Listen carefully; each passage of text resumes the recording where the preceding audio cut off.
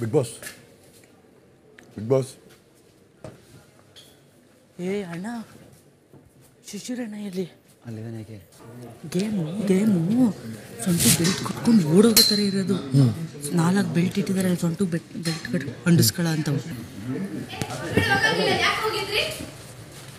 ಯಾರು ಅಲ್ಲಿ ಏನೂ ಕಾಣಲಿಲ್ಲ. ಇದು ಬಿಗ್ ಬಾಸ್.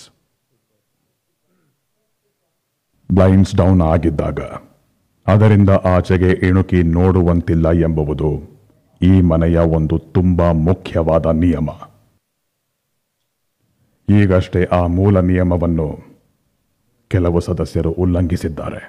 ಈ ಕ್ಷಣದಿಂದ ಬಿಗ್ ಬಾಸ್ ಮನೆಯ ಎಲ್ಲ ಸದಸ್ಯರನ್ನು ನಾಮಿನೇಟ್ ಮಾಡುತ್ತಿದ್ದಾರೆ.